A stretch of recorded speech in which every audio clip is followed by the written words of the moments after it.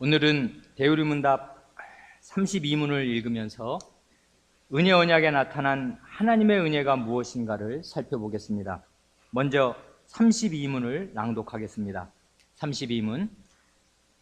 하나님의 은혜가 둘째 언약에 어떻게 나타났습니까? 답.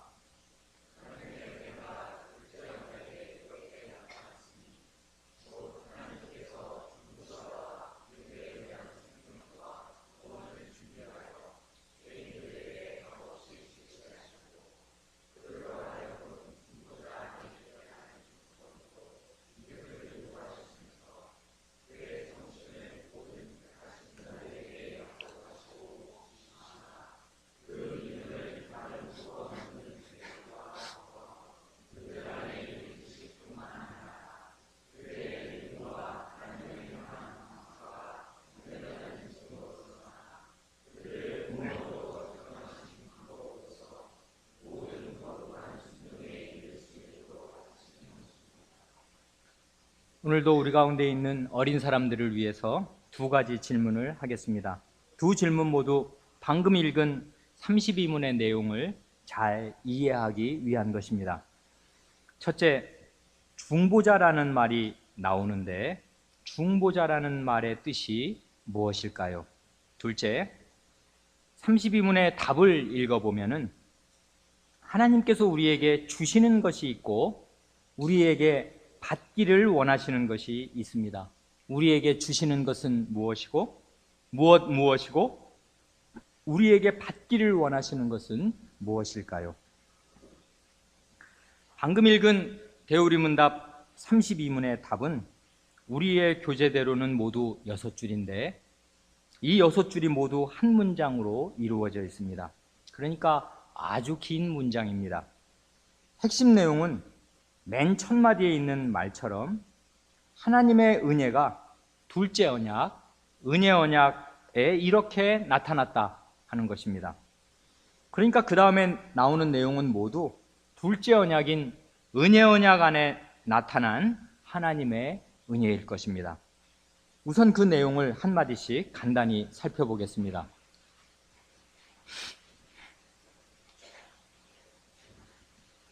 둘째 언약에 나타난 하나님의 은혜를 보면 곧 하나님께서 중보자와 그에 의한 생명과 구원을 준비하여 죄인들에게 값없이 제시하시고 라고 합니다. 굳이 나누어 말한다면 하나님께서 준비하여서 죄인들에게 주시는 것이 일단 두 가지입니다. 첫째로 죄인들에게 중보자를 주시고 둘째로 그에 의한 중보자에 의한 생명과 구원을 주십니다.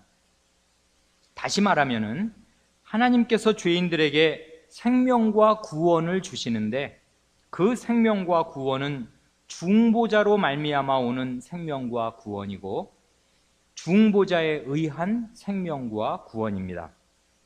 또 증거는 이것이니 하나님이 우리에게 영생을 주신 것과 이 생명이 그의 아들 안에 있는 그것이니라. 하나님의 아들이 있는 자에게는 생명이 있고 하나님의 아들이 없는 자에게는 생명이 없느니라 하신 말씀과 같습니다. 이 말씀을 따르면 하나님께서 우리에게 영생을 주셨는데 이 생명은 그의 아들, 곧 하나님의 아드님 안에 있는 생명입니다. 이렇게 볼 때 하나님께서 죄인들에게 중보자를 주시는 것과 생명과 구원을 주시는 것은 결국 두 가지가 아니라 한 가지입니다. 우리에게 주시는 생명과 구원은 오직 하나님께서 준비하신 중보자를 통해서 오는 것이고 그 생명과 구원은 중보자 안에 있는 생명과 구원입니다.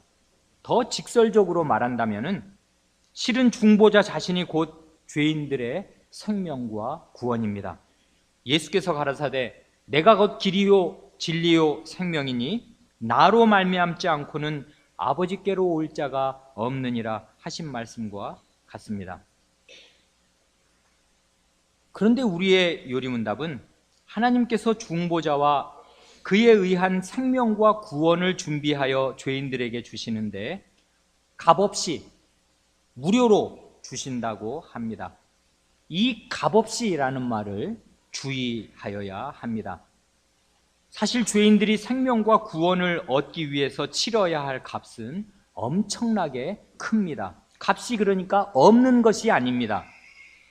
시편 49편에서 아무도 그 형제를 구속하지 못하며 저를 위하여 하나님께 속전을 바치지도 못할 것은 저희 생명의 구속이 너무 귀하며 영영이 못할 것임이라 라고 하신 말씀과 같습니다. 그래서 사람으로서는 그 값을 치르려고 하여도 도무지 치를 수가 없습니다. 그러니까 이 값없이라는 말은 구원을 받는 데에서 죄인들인 우리 사람의 절대적인 가난과 무능을 나타냅니다. 반면에 죄인들에게 값없이 생명과 구원을 제시하시기 위해서 하나님께서 치르신 값은 한없이 큽니다. 하나님께서는 그 엄청난 값을 홀로 다 치르시고 죄인들에게 생명과 구원을 주실 때에는 값없이 곧 무료로 주십니다. 그러니까 이 값없이라는 말은 죄인들에게 생명과 구원을 주시는 하나님의 은혜가 이루 다 헤아릴 수 없이 크고 풍부하다는 사실을 나타냅니다. 그 다음을 보면 그들로 하여금 중보자 안에 있게 하는 조건으로 믿음을 요구하신다고 합니다. 중보자는 하나님과 사람 사이에서 양측을 연결하여 주는 존재입니다. 천상천하의 참신은 오직 하나님 한 분밖에 없듯이 하나님과 사람 사이를 이어주는 중보자도 오직 한 분밖에 없습니다. 하나님은 한 분이시요 또 하나님과 사람 사이에 중보도 한 분이시니 곧 사람이신 그리스도 예수라 하신 말씀과 같습니다. 중보자는 단순한 중개인이 아닙니다. 중보자는 부동산 중개를 하거나 결혼 중매를 하듯이 양측을 단순히 연결만 하여 주는 존재가 아닙니다. 중보자는 하나님 앞에서는 죄인들을 완전히 대표하고 죄인들 앞에서는 하나님을 완전히 대표하는 존재입니다. 천상천하에 그렇게 하실 수 있는 분은 한 분밖에 없습니다. 중보자가 이런 분이니까 죄인들이 생명과 구원을 얻으려면 반드시 중보자 안에 있어야 합니다. 즉 중보자에 속하여서 중보자가 대표하는 그런 죄인들만이 생명과 구원을 얻습니다. 그런데 죄인들이 중보자 안에 있고 중보자에게 속한 사람이 되기 위해서 반드시 필요한 것이 무엇인가 하면 믿음입니다. 그 믿음이란 다른 것이 아니라 중보자를 믿는 믿음입니다. 즉 중보자가 자신에게 생명과 구원을 가져다 주는 분이심을 믿고 중보자를 철석같이 의지하는 것입니다. 다른 말로 표현하면은 죄인들은 하나님께서 자기들에게 생명과 구원을 주시기 위해서 중보자를 준비하여 주셨다는 사실을 믿어야 합니다. 그런 믿음이 없으면 생명과 구원을 받을 수 없습니다. 그 다음을 보면 하나님께서 그의 성신을 모든 택하신 자들에게 약속하시고 주시사라고 합니다. 여기를 보면 하나님께서 죄인들에게 주시는 것이 또 하나 있는데 그것은 곧 성신입니다. 그러니까 하나님께서 죄인들에게 은혜로 값없이 주시는 선물은 결국 중보자와 성신 두 분입니다. 오늘 우리가 본문으로 읽은 요한복음 14장 16절을 보면 내가 아버지께 구하겠으니 그가 또 다른 보혜사를 너희에게 주사 영원토록 너희와 함께 있게 하시리니 라고 합니다.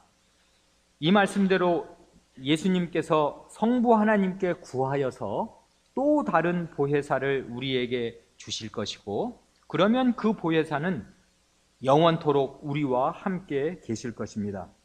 보혜사란 그 한자말의 뜻 그대로 보호하시고 해, 은혜를 베풀어 주시는 스승이라는 말입니다. 그런데 예수님께서 성신을 가리켜서 또 다른 보혜사라고 하시는 것을 보면 예수님 자신이 먼저 제자들에게 보혜사, 보호하시고 은혜를 베푸시는 스승이시고 성신께서 또 다른 보혜사가 되어주신다는 말씀입니다. 이 보혜사라는 말은 원문대로는 위로자, 파라클레토스, 영어로는 컴포터, 카운슬러라는 뜻입니다. 위로자인데 이때의 위로는 그저 마음이 슬프고 어려울 때 다 잘 될 거야, 걱정 마 하고 어깨를 토닥토닥 두드려주는 식의 작은 위로가 아닙니다.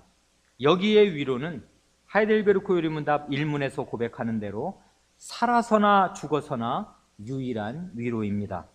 살아서도 유일한 위로이고 죽어서도 유일한 위로니까 이 위로는 죽음도 넘어서는 위로이고 영원한 위로입니다. 그러므로 이 위로는 결국 구원입니다. 이 세상에서도 죄의 형벌을 받고 오는 세상에서도 죄의 형벌을 받아야 할 죄인이 그 비참한 처지에서 구원을 받는 것이 위로입니다. 이 위로는 이사야 40장 1절에서 너희는 위로하라, 내 백성을 위로하라 하고 선언하실 때의 그 위로입니다. 그런데 하나님께서 우리에게 이 두 분의 보혜사, 위로자를 주신다는 것은 곧 하나님 자신을 통째로 다 주신다는 것과 같습니다. 우리가 이미 알고 있는 지식을 동원하여서 말한다면 중보자와 성신은 각각 제2위의 하나님과 제3위의 하나님이십니다. 중보자는 하나님의 아드님이시고 성신은 하나님의 신이신 동시에 아드님의 신이십니다. 그러니까 하나님께서 중보자와 성신을 주신다는 말씀은 결국 삼위 하나님을 다 우리에게 주신다는 말씀과 같습니다. 아브라함 이래로 은혜 언약의 핵심은 한마디로 내가 너와 내 후손의 하나님이 되리라 하신 것인데 하나님께서는 우리에게 중보자와 성신을 주시는 이런 방식으로 죄인들의 하나님, 곧 우리의 하나님이 되십니다. 혼약, 곧 혼인의 언약이란 남자가 여자에게 나는 당신의 남자가 되겠습니다 하고 약속하는 것이고 여자가 남자에게 나는 당신의 여자가 되겠습니다 하고 언약하는 것이 아닙니까? 그런데 은혜 언약에서 하나님께서는 모든 택하신 죄인들에게 내가 너의 하나님이 되어주겠다 하고 언약하십니다.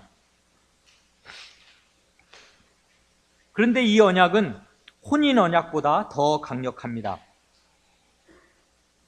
왜냐하면 혼인 언약은 두 당사자 가운데에서 어느 한편이 죽으면 그 즉시로 해소되지만은 이 은혜 언약은 죽음 너머까지 지속되기에 그렇습니다. 은혜 언약의 핵심 내용이 생명과 구원인데 이 생명은 영원한 생명이요 이 구원은 영원한 구원이기에 그렇습니다. 아브라함에게 내가 너와 내 후손의 하나님이 되리라 하고 언약하신 하나님께서는 그 언약대로 스스로의 이름을 밝히실 때 나는 아브라함의 하나님, 이삭의 하나님, 야곱의 하나님이라고 말씀하시고 나중에는 이스라엘의 하나님으로 불리십니다. 오늘날 우리가 혼인을 하고 자녀를 낳아서 부모가 되면은 아주 자연스럽게 누구 엄마, 누구 아빠라고 불리지 않습니까? 그와 마찬가지로 하나님께서는 아브라함의 하나님, 이삭의 하나님, 야곱의 하나님으로 불리시고 이스라엘의 하나님으로 불리시는 것을 부끄러워하지 않으십니다. 사람이 자식을 낳으면 부모나 자식이나 둘 다 같은 사람이니까 누구 아빠, 누구 엄마라고 불리는 것이 자연스러운 일이겠지만은 하나님께서는 하늘들의 하늘이라도 감당하지 못할 지극히 높으신 창조주 하나님이시고 우리는 땅에 붙은 피조물일 뿐만 아니라 비루한 죄인들인데 그 높으신 하나님께서 어느 한 죄인의 하나님으로 불리신다는 것은 보통 일이 아닙니다. 그러므로 이것이 형언할 수 없는 하나님의 은혜가 아닐 수 없습니다. 그런데 아브라함의 하나님, 이삭의 하나님, 야곱의 하나님께서 이 모든 날 마지막에 마침내 우리 주 예수 그리스도의 아버지로 불리십니다. 그리스도의 아버지시니까 중보자의 아버지이시고, 중보자는 많은 사람을 대표하면서 자기 안에 품고 있는 존재니까 중보자 안에 있는 사람은 다 그리스도의 아버지를 자기의 아버지로 모시고 있는 것입니다. 이것이 우리에게 이루 다 헤아릴 수 없는 은혜와 복이 아닐 수 없습니다. 참고로 부가적으로 한 가지 말씀만 더 드립니다. 제가 목요일마다 공적 신앙고백 공부를 저녁에 인도하는데 그 사람들에게 물어서 만족한 대답을 못 들은 것 중에 하나가 바로 이것입니다. 하나님께서 내가 아브라함의 하나님, 이삭의 하나님, 야곱의 하나님이라고 말씀하시면 그 사람들은 어떻게 되는가 하는 것입니다. 예수님께서 이 성경에 나와 있으니까 나는 아브라함의 하나님, 이삭의 하나님, 야곱의 하나님 그런가 보다, 그렇게 하셨구나, 이 심상하게 지날 일이 아닙니다. 우리 주 예수께서는 이 말씀을 읽으실 때 어떻게 읽으셨냐면 바로 이 말씀을 가지고서 부활이 없다 하는 사두개인들의 헛된 생각을 깨뜨리셨습니다. 하나님께서 아브라함의 하나님, 이삭의 하나님, 야곱의 하나님이라고 말씀하시면은 그렇게 누구의 아무개의 하나님이라고 말씀하시는 그 아무개는 절대로 죽지 않는다. 왜냐하면 하나님은 죽은 자의 하나님이 아니시고 산 자의 하나님이시다. 하나님 자신이 영생하시는 분인데 내가 누구의 하나님 그러면 그 사람은 안 죽는 것이다, 영생하는 것이다. 예수님이 하나님 말씀을 읽으실 때 이렇게 읽으신 것입니다. 그러니까 하나님이 나의 하나님이 되어주신다는 사실이 보통 일이 아닙니다.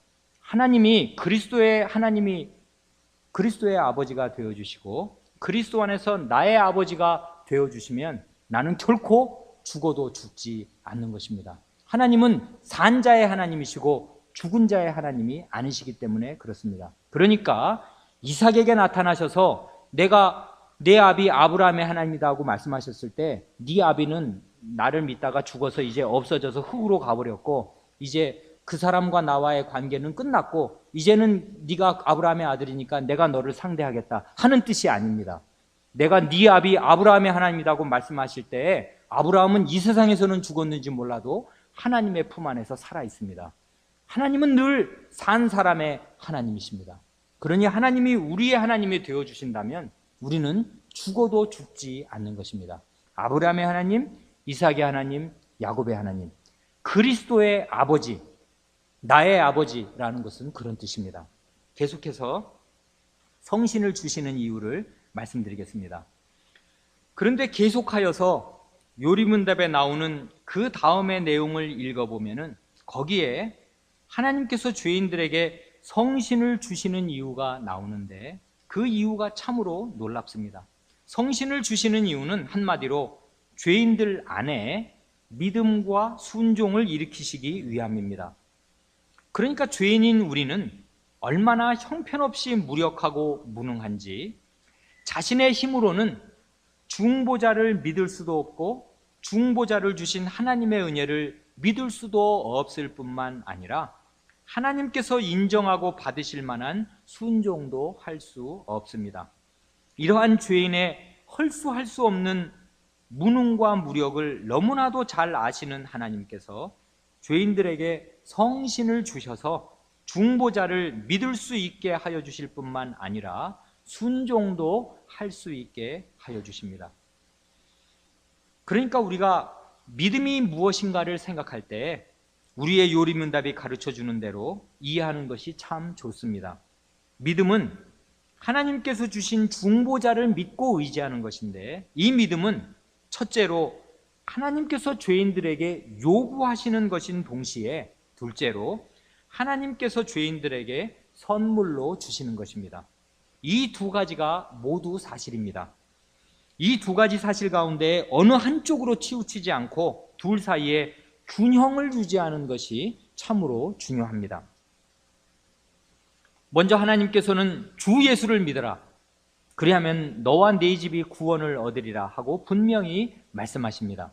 주 예수를 믿으면 틀림없이 구원을 얻을 것이니까 주 예수를 믿으라고 하십니다. 그러니까 죄인들이 구원을 얻으려면 반드시 예수님을 주님으로, 자기의 주인으로 믿어야 합니다. 믿어야 할 사람은 죄인인 자기 자신이지 하나님께서 죄인을 대신하여서 믿어주시는 것이 결코 아닙니다. 요한복음 1장 12절에서는 말씀하기를 영접하는 자, 곧 그 이름을 믿는 자들에게는 하나님의 자녀가 되는 권세를 주셨으니 라고 합니다. 이 말씀대로 하나님의 아들을 믿는다는 것은 곧 그분을 영접하고 받아들인다는 것인데, 그렇게 하는 사람들에게는 하나님의 자녀가 되는 권세를 주신다고 말씀하십니다. 또한 다음 장 요한복음 3장 16절에서는 말씀하기를 하나님이 세상을 이처럼 사랑하사 독생자를 주셨으니 이는 저를 믿는 자마다 멸망치 않고 영생을 얻게 하려 하심이니라 합니다. 이 말씀대로 하나님의 독생자를 믿는 자마다 멸망치 않고 영생을 얻습니다. 구원을 얻는다는 말이나 하나님의 자녀가 된다는 말이나 영생을 얻는다는 말이 결국 다 같은 말인데, 하나님의 자녀가 되어서 구원과 영원한 생명을 얻으려면 반드시 중보자를 믿어야 합니다.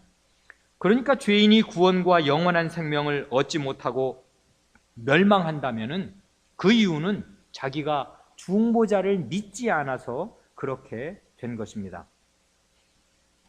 그런데 이렇게 하나님께서 죄인들에게 믿음을 요구하시는 것이 틀림없는 사실이지만은 동시에 또한 성신을 통해서 죄인들 안에 믿음을 일으키시는 것도 분명한 사실입니다.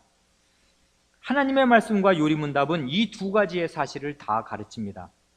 그러니까 믿는 것은 분명히 내가 믿는 것이지 누가 내 대신 믿어주는 것이 결코 아닌데, 잘 살펴보면은 그 믿음은 내 자신이 만들어낸 것이 아니라 하나님께서 선물로 주신 것입니다. 이것이 믿음의 신비입니다. 우리는 이 신비를 다 이해하거나 매끄럽게 다 설명할 수가 없습니다. 그러나 참된 믿음을 가진 사람은 누구나 다소간 이 신비를 경험할 수 있고 과연 그렇습니다 하고 고백할 수 있습니다. 똑같은 자리에서 복음을 듣더라도 다른 사람은 그 말이 끝내 믿어지지 않는데 어찌된 일인지 나는 그 말이 믿어집니다. 그래서 나는 그리스도를 믿는 사람이 되었습니다.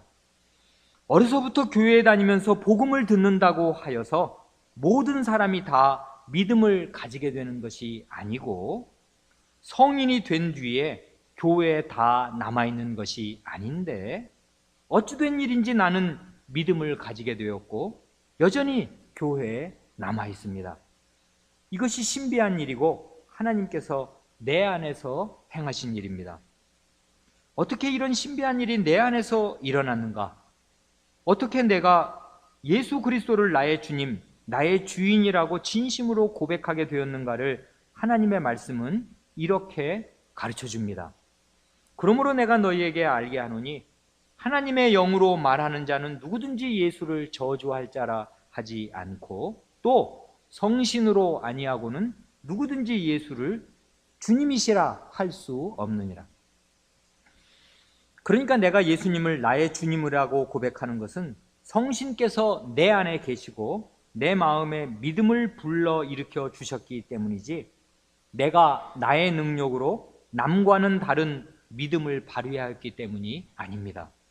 그래서 성경의 다른 곳에서는 누구든지 그리스도의 영이 없으면 그리스도의 사람이 아니라 합니다. 이런 의미에서 보면 믿는 것은 분명히 나지만은 그 믿음은 내가 만들어낸 것이 아니고 하나님께서 주신 선물입니다. 그래서 바울 사도는 말하기를 너희가 그 은혜를 인하여 믿음으로 말미암아 구원을 얻었나니 이것이 너희에게서 난 것이 아니요 하나님의 선물이라.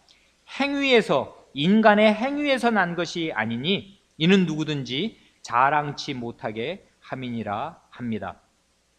구원이 하나님의 선물인 것과 마찬가지로 그 구원을 받게 하는 수단이 되는 믿음도 하나님의 선물입니다. 그래서 두아디라 성의 자주장사였던 루디아가 바울 사도가 전하는 복음을 듣고 예수 그리스도를 믿게 되었는데, 성경은 그것을 가리켜서 말하기를 주께서 그 마음을 열어 바울의 말을 청종하게 듣고 따르게 하셨다고 합니다. 주님께서 그 마음을 열어주시지 않으면 아무도 자신의 힘으로는 복음을 믿지 못합니다. 그래서 베드로 사도도 말하기를 우리가 보배로운 믿음을 받았다고 합니다. 이렇게 하나님께서는 우리에게 믿음을 요구하시는 동시에 모든 택하신 자들에게 믿음을 선물로 주십니다. 이것이 믿음의 신비입니다. 이러한 신비를 깊이 이해한 어거스틴 선생은 말하기를 하나님께서는 주신 것을 명하시고 명하신 것을 주신다고 하였습니다. 참으로 훌륭한 표현입니다. 하나님께서는 죄인들에게 믿으라고 명하시면서 그 믿음을 주십니다. 또한 하나님께서는 믿음을 주시니까 믿으라고 명하십니다. 우리는 이 두 가지 사실을 둘 다 잘 붙잡아야 합니다. 어느 한쪽만 강조하면은 하나님의 말씀이 가르치는 균형을 잃고 한쪽으로 치우치게 됩니다. 가령 사람이 믿어야 한다는 사실만 중요하게 생각하고 믿음이 하나님께서 주시는 선물이라는 사실을 잊어버릴 수가 있습니다. 그러면 그 사람은 결국 자신의 믿음과 다른 사람의 믿음을 비교하면서 자기의 믿음을 자랑하게 되거나 혹은 열등감에 빠지게 됩니다. 그런 사람은 사실상 믿음과 정반대의 길을 가는 것입니다. 왜냐하면 본래 믿음이란 죄인이 자기 안에 선한 것이 아무것도 없다는 것을 인정하고 겸손히 주님만을 의지하는 것, 그게 믿음인데, 그것이 믿음인데 나는 믿음을 가지고 있다 하면서 자기의 믿음을 자랑하기에 그렇습니다. 하나님께서는 죄인이 아무도 자기의 누더기 같은 행위를 자랑하지 못하게 하시려고 오직 믿음을, 주님만 의지할 것을 요구하시는 것인데, 그러니까 믿음과 행위는 상극이고 정반대의 개념인데, 에베소서 2장 8, 9절이 그거잖아요. 너희가 그 은혜를 인하여 믿음으로 말미암아 구원을 얻었나니 이것이 너희에게서 난 것이 아니요 하나님의 선물이라. 행위, 인간의 행위에서 난 것이 아니니 이는 누구든지 자랑치 못하게 함이니라.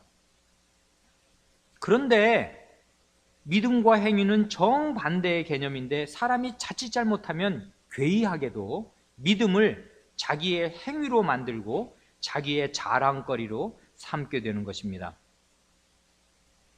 이렇게 되면 교회 안에서도 자랑거리로 삼든지 열등감에 빠지든지 둘 중에 하나입니다. 어떤 다른 사람의 믿음을 보고서, 훌륭한 믿음을 보고서 저 사람은 참 믿음이 저렇게 좋구나, 훌륭하다, 왜 나는 근데 그런 믿음이 없는 거야, 이렇게 생각을 하는 것입니다. 믿음이 마치 사람의 자질인 것처럼 자기가 하나님을 의지하지 않으니까 그런 믿음이 없는 것이지 부러워할 일이 뭐 있습니까? 자기가 하나님을 그만큼 저 사람처럼 의지하지 않는다는 것은 무슨 뜻입니까? 자기가 그만큼 자기를 의지하고 사는 거잖아요. 그러니까 믿음이 좋은 사람을 부러워할 이유가 없는 것이고 회개하면 되는 것입니다. 자기가 자기를 믿지 않고 하나님을 의지하는 게 믿음이니까 그렇습니다. 그런데 믿음을 행위로 환원하니까 그 믿음을 가진 어떤 훌륭한 사람을 대단히 높게 보고 그에 비해서 나는 열등하다고 생각하거나 나보다 믿음이 부족한 사람을 말하자면 좀 낮추어 보는 것입니다.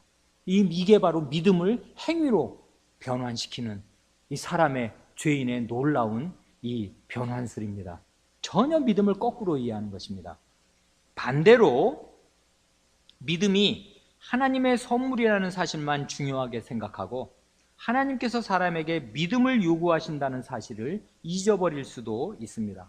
그런 사람은 생각하기를 믿음은 하나님께서 주시는 선물이니까 내가 무엇을 할 것이 없고 하여서는 안 된다. 내가 뭘 하려고 하면은 그것은 자기의 의의를 나타내는 나쁜 일이 된다. 나는 그냥 가만히 있기만 하면 된다 하고서 지극히 수동적이고 소극적으로 생각합니다. 그런 사람은 하나님께서 사람을 로봇으로 만드신 것이 아니라 인격체로 만드셨다는 사실을 생각하지 못하는 것입니다. 하나님께서는 그런 사람을 악하고 게으른 종이라고 책망하실 것입니다. 하나님께서 사람에게 믿음을 요구하실 때에는 믿을 수 있는 모든 준비를 다 갖추어 주신 뒤에 맨 마지막에 믿으라고 요구하시는 것입니다. 중보자를 보내주셔서 구원의 일을 다 이루시고 그 구원의 복음을 전할 사자들을 다 훈련시키시고 친히 붙드셔서 사람이 믿기만 하면 틀림없이 구원을 얻을 수 있는 온전한 복음을 전하게 하시고, 그 복음을 들을 때 성신께서 그 마음을 두드리시면서 믿으라고 요구하시는 것입니다. 그러므로 사람이 복음을 듣게 되었다는 사실 자체가 벌써 보통 일이 아니고 밥상이 이미 다 차려진 것과 마찬가지입니다.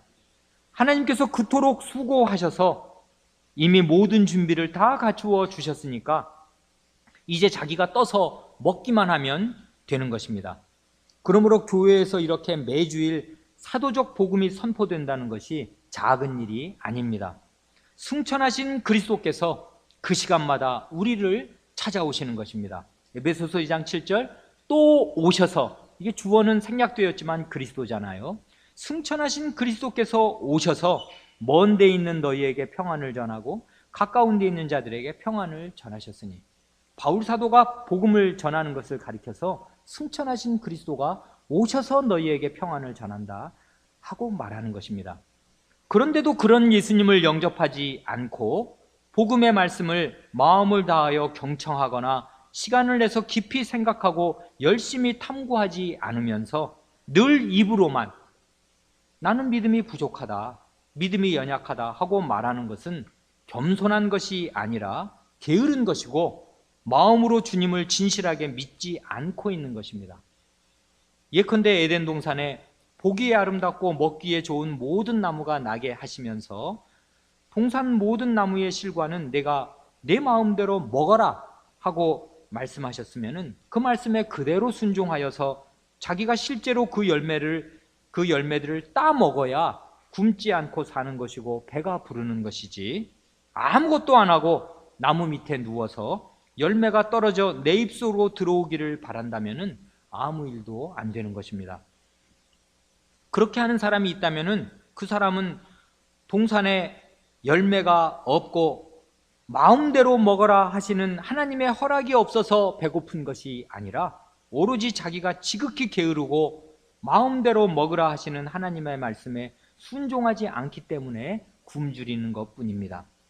그러니까 자신의 믿음이 연약하고 부족하다고 생각하는 사람은 그 원인이 자기 안에 있다는 사실을 깊이 생각하여야 할 것입니다.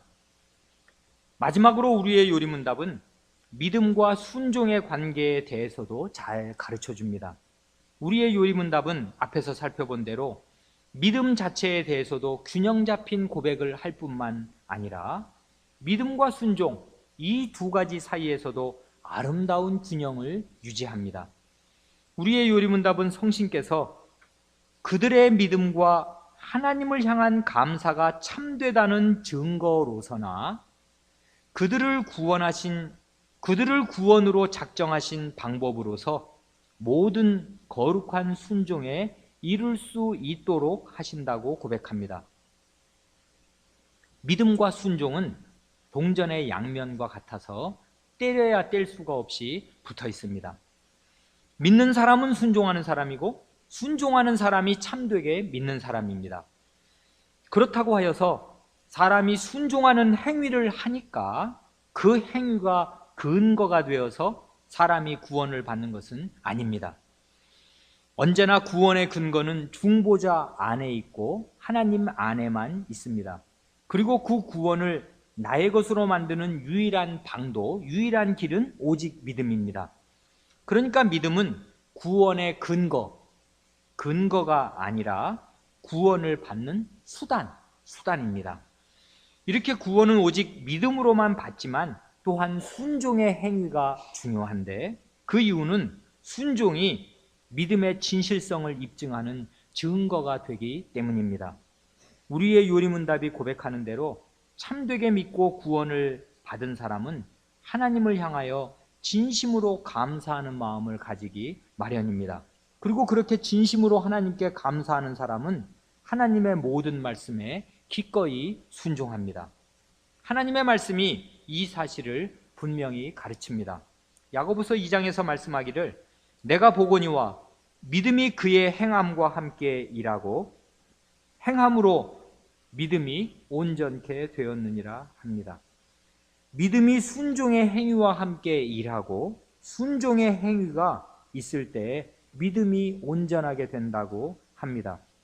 또한 요한복음 3장 36절에서는 말씀하기를 아들을 믿는 자는 영생이 있고 아들을 순종치 아니하는 자는 영생을 보지 못하고 도리어 하나님의 진노가 그 위에 머물러 있느니라 합니다. 맨 먼저 아들을 믿는 자는 영생이 있고 라고 이야기하였으니까 그 반대의 경우를 이야기하려면 아들을 안 믿는 자는, 믿지 않는 자는 영생이 없고 라고 말하여야 할 것입니다. 그런데 성경은 아들을 안 믿는 자, 믿지 않는 자라고 말하여야 할 자리에서 아들을 순종치 않는 자라고 합니다. 이것은 성경이 믿음과 순종을 거의 동일시하고 있다는 증거입니다. 믿는 사람은 순종하는 사람이고 하나님의 말씀을 순종하는 사람이 그 말씀을 믿는 사람입니다. 그런데 하나님께서 성신을 주신 이유는 우리로 하여금 하나님의 말씀에 순종하도록 하시기 위함이고 우리의 순종을 가능케 하시기 위함입니다. 이러한 사실은 성신을 주실 것을 예언하신 구약시대의 새 언약의 말씀에서부터 분명히 나타납니다. 에스겔 36장을 보면 내 신을, 하나님의 신, 성신을 너희 속에 두어 너희로 내 율례를 행하게 하리니 너희가 내 규례를 지켜 행할지라 합니다. 이처럼 하나님의 신을 우리 속에 두신 것과 우리가 하나님의 법을 행하는 것이 딱 붙어 있습니다. 성신을 우리에게 주신 이유는 하나님의 법에 순종하는 삶을 살도록 하시기 위함입니다. 성신께서는 연약한 우리를 붙드시고 도우셔서 하나님의 법을 지키고 살 수 있도록 힘을 공급하여 주십니다. 이것이 하나님의 원대한 계획이고 구원의 경륜입니다. 에베소서 2장에서는 하나님의 원대한 경영을 이렇게 밝힙니다. 우리는 그의 만드신 바라, 그의 창조물이라. 이 말씀은 우리가 하나님의 뛰어난 작품, 만드신 바라는 건 뛰어난 작품이라는 뜻입니다. 이 말씀은 단순히 하나님께서 우리 사람을 창조하신 그 태초의 일을 가리키는 것이 아니라 그리스도 안에서 새 사람으로 재창조하신 사실을 가리킵니다.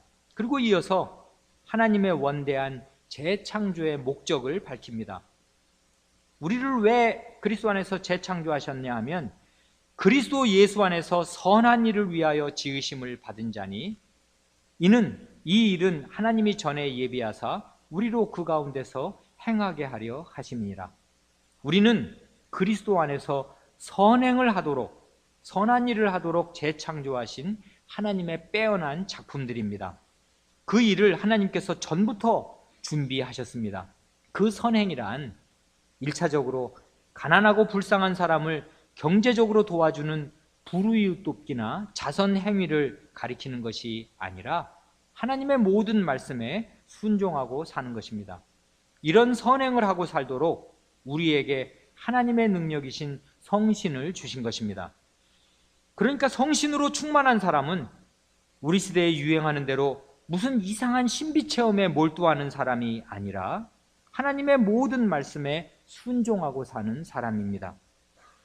성신께서 어떤 방식으로 우리로 하여금 이런 선행을 하고 살게 하시는가를 하나님의 말씀이 여러 가지로 가르칩니다.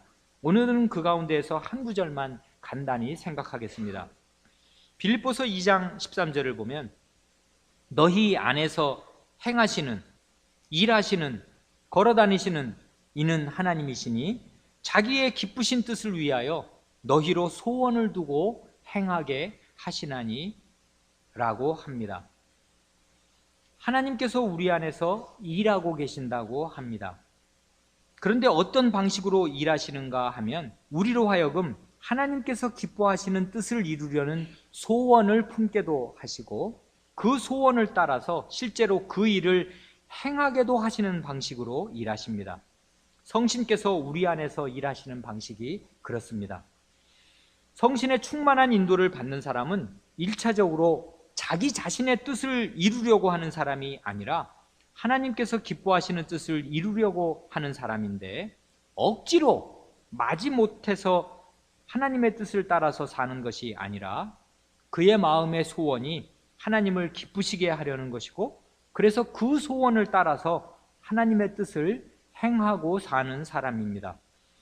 그러니까 성신의 인도를 받는 사람이 여기에 있다면은 다른 사람이 그 사람을 보든지 그 사람이 자기 자신을 보든지 겉으로 볼 때에는 다 그 사람 자신이 어떤 것을 원하여서 그 일을 열심히 하는 것으로 보입니다. 자기가 좋아서 그 일을 하는 것이지 억지로 하는 것이 아니고 마지못하여서 하는 것이 아닙니다. 소원을 두고 행하게 하시니까 그렇습니다.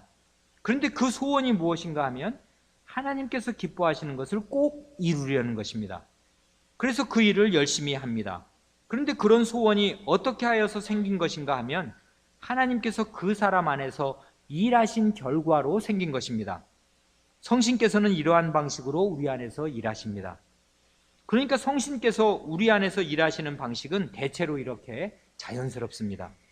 그 사람이 하는 것인지 성신께서 하게 하셔서 하는 것인지 때로는 자기도 구별이 잘 안 될 만큼, 옆 사람이 보아도 구별을 잘 못할 만큼 성신과 그 사람의 소원이 일체가 되어서 행하게 하십니다. 우리 안에서 행하시는 이가 하나님이시고 하나님께서는 우리 안에 소원을 두고 행하게 하시기에 그렇습니다. 이런 방식으로 하나님께서는 하나님을 기쁘시게 하려는 거룩한 소원을 품고 그 거룩한 소원을 따라서 하나님의 모든 말씀에 순종하고 살도록 하여 주십니다. 이것이 하나님의 은혜의 구체적인 내용입니다. 끝으로 언약에 담긴 하나님의 은혜를 경험한 사람은 어떻게 살아가는가를 간단히 말씀드리고 마치겠습니다. 하나님께서는 죄인의 헐수할 수 없는 상태를 잘 아시고 죄인을 구원하시겠다는 언약을 맺으시되 죄인이 져야 할 짐을 자기 자신이 담당하시는 방식으로 은혜를 베푸셨습니다. 우리말로는 언약을 맺는다, 이게 묶는 거잖아요. 언약을 맺는다고 합니다. 맺는 것이란 물론 떨어져 있는 것을 이어주는 것입니다. 그러나 히브리 말은 거꾸로 되어 있습니다. 언약을 맺는다고 할 때 맺는다는 히브리어 동사의 뜻이 자른다는 뜻입니다. 그러니까 직역을 한다면 언약을 자른다가 됩니다. 혹시는 이 자른다는 말이 지난 시간에 우리가 살펴본 창세기 15장의 언약 체결식의 내용을 반영하는 것인지도 모르겠습니다. 하나님께서 사람과 언약을 맺으실 때 동물을 둘로 잘라서 둘로 쪼개고 그 사이로 언약의 당사자들이 지나가야 하는데, 아브라함은 지나가지 않았지만은 불꽃으로 형상화한 하나님 자신이 홀로 쪼개진 짐승 사이를 지나가십니다. 하나님께서 내가 이 언약을 지키지 않으면은 이 동물이 두 조각이 나듯이 내 몸이 두 조각이 나도 좋다. 내가 이 언약을 지키지 않으면은 나는 더 이상 하나님이 아니다 하는 이런 맹세를 하시면서 쪼개진 그 잘라진 동물 사이를 지나가신 것입니다. 하나님께서는 그 언약을 지킬 수가 없는 아브라함의 연약함을 아시고서 홀로 자신의 전부를 걸고 맹세하시는 그런 망극한 방식으로 은혜 언약을 체결하셨습니다. 이러한 하나님의 은혜와 사랑이 없이는 한 사람도, 죄인 가운데 한 사람도 하나님 앞에 설 수가 없습니다. 하나님께서는 죄인을 자기 백성으로 삼으시고 영원히 그 죄인과 함께 사시기 위해서 영원한 구원의 언약을 맺으시는데, 죄인이 그 언약을 지키지 못할 존재인 것을 아시고서 아드님을 중보자로 보내셔서 그 언약을 못 지킨 죄인의 책임을 대신 다 지게 하시고, 또한 자신의 신이신 성신을 보내셔서 죄인이 그 언약을 믿을 수도 있게 하시고 그 언약에 충실한 순종을 바칠 수도 있게 하십니다. 이것이 하나님의 은혜 언약에 나타난 사랑과 은혜입니다. 우리가 잘 아는 요한복음 4장 23절 24절은 4절 말씀은 이렇습니다. 아버지께 참으로 예배하는 자들은 신령과 진정으로 예배할 때가 오나니 곧 이때라. 아버지께서는 이렇게 자기에게 예배하는 자들을 찾으시느니라. 하나님은 영이시니 예배하는 자가 신령과 진정으로 예배할지니라. 하나님께서는 자기에게 예배하는 자기 백성을 지으려고 하시면서 그 백성을 찾으십니다. 그 백성을 찾으실 때 신령과 진정으로 예배하라고 하시면서 신령과 진정으로 예배하는 자들을 예배 시간에 만나주시고 그와 함께 하시고 그와 거룩하고 영원한 생명의 교통을 나누어 주십니다. 신령과 진정으로 해서 신령으로는 성신 안에서 라는 말이고 진정으로는 진리 안에서 라는 말입니다. 진리는 곧 예수 그리스도이십니다. 말씀이신 그리스도께서 진리이십니다. 그러니까 하나님께서는 예배 안에서 자신의 백성을 찾으시고 자신의 백성과 함께 하십니다. 그렇게 하나님께서 자신의 백성의 예배를 받으시려고 예배의 수단을 공급하시는데 자신의 신이신 성신을 제공하시고 진리이신 자신의 아드님을 공급하셔서 참된 예배를 드릴 수 있게 하시는 것입니다. 이렇게 볼 때 하나님께서는 예배를 받으시는 예배의 대상이시기도 하면서 올바른 예배를 드리게 하시는 수단까지 되어주십니다. 하나님께서 알파와 오메가, 우리의 모든 것이 되어주십니다. 죄인인 우리가 완전히 무력하니까 그렇게 하시는 것입니다. 우리가 예배를 제대로 못 드리고 올바른 예배를 드릴 수가 없으니까 올바른 예배를 드릴 수 있는 수단으로서 성신 하나님과 진리이신 예수님을 공급하여 주십니다. 이런 방식으로 하나님께서는 자신의 은혜 언약을 이루어 가십니다. 그러므로 이런 사랑과 은혜를 받아서 은혜 언약에 참여한 사람들은 자녀들을 대할 때나 교회를 대할 때에 마음이 넓어집니다.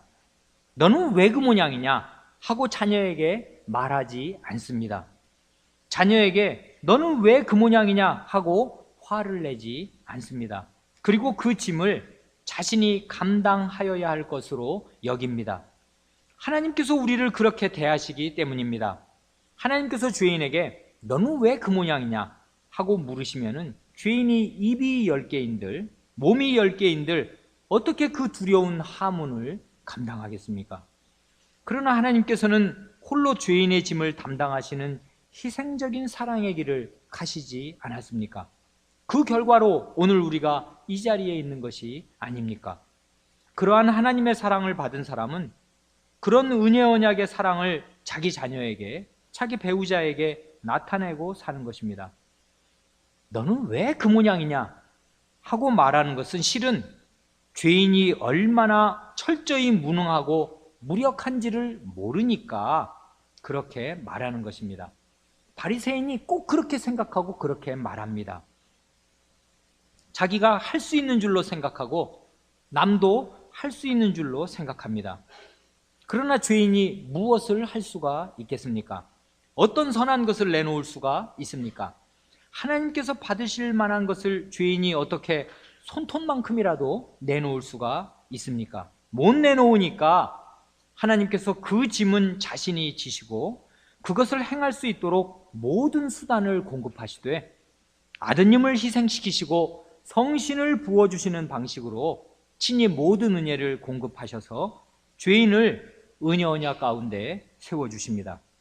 그런 하나님의 사랑과 희생을 바탕으로 하여서 은혜 언약 안에 들어와 있는 사람은 자기가 죄인임을 아는 것처럼 상대방이 아무것도 할 수 없는 죄인임을 아는 것입니다. 그래서 상대방을 불쌍히 여기고 할 수 있는 대로 상대방의 짐을 대신 지는 것입니다. 우리가 잘 알고 있는 탕자의 비유에 아버지가 나오고 큰아들이 나오고 방탕한 둘째 아들이 나옵니다.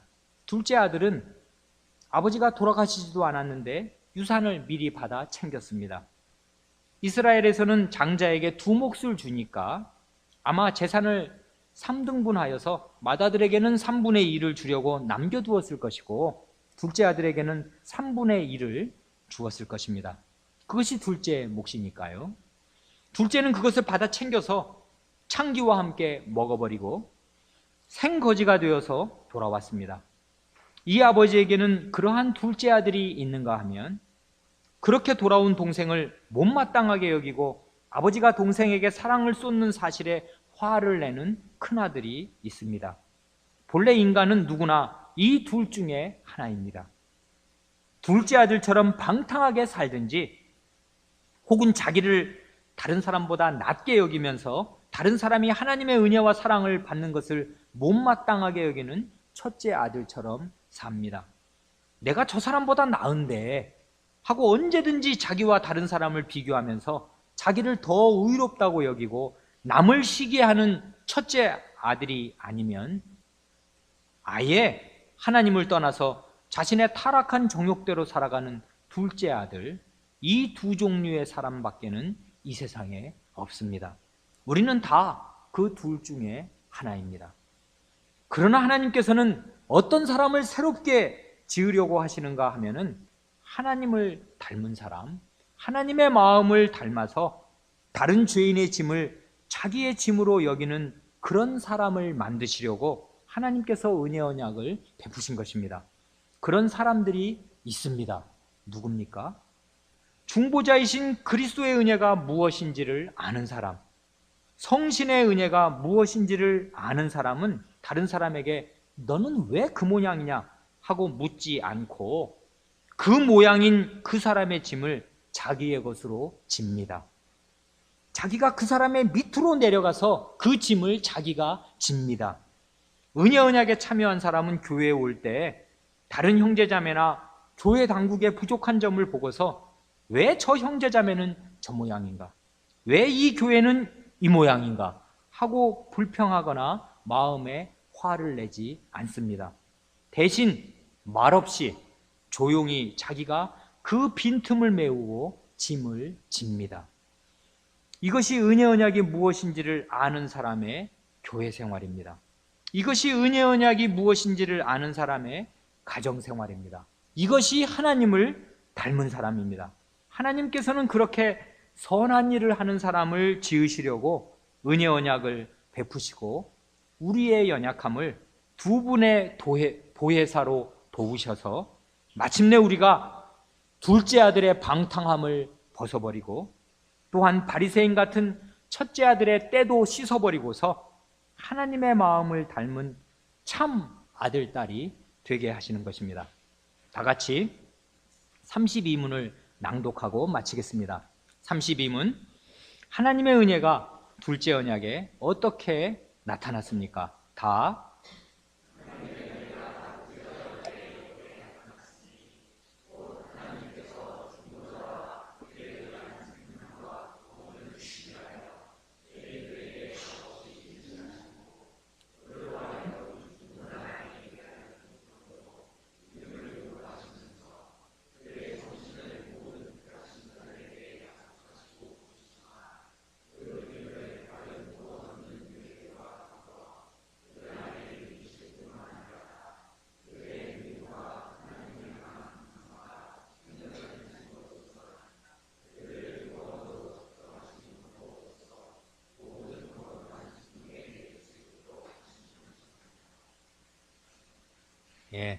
이게 370년 전에 그 옛날 사람들이 작성한 신앙 고백입니다. 참 아름다울 뿐 아니라 정말 균형 있습니다. 교회가 이렇게 실력이 있어야 합니다. 이런 고백을 이렇게 할 수 있을 만한 이런 걸 새기고 마음에 살아야 이런 고백이 나오는 것입니다.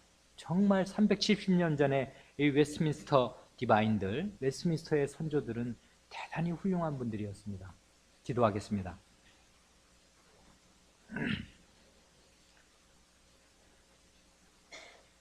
거룩하신 저희들의 아버님, 저희가 무엇이기에 저희를 아들과 딸들로 삼아주셔서 저희의 아버지라 불리시기를 기꺼워하시고 저희의 하나님이라 불리시기를 기뻐하시옵니까? 이 은혜를 저희는 감당할 수가 없사옵고 이 은혜가 저희 마음에 늘 사무치오며 이 은혜는 저희가 무엇으로도 갚으려야 갚을 수가 없사옵니다. 주님, 이 은혜 언약에 나타난 하나님 아버지의 은혜가 온 우주보다 크고 바다보다 깊고 저 산보다 높은 것을 저희로 하여금 절실히 깨달아 알게 하여 주시기를 구하옵니다. 저희의 이 미련하고 완악하며 좁디 좁은 마음을 넓혀주셔서 은혜 언약에 참여한 사람들로서 하나님 아버지께 어떠한 감사를 드리고 살아야 할 줄을 알게 하여 주시고 하나님께 마땅한 감사와 사랑과 충성과 순종을 늘 바치고 살게 하여 주시기를 구하옵니다. 또한 하나님의 은혜를 안 사람으로서 다른 사람들을 어떤 마음으로 대하여야 할 줄을 깨닫게 하여 주시기를 기도하옵니다.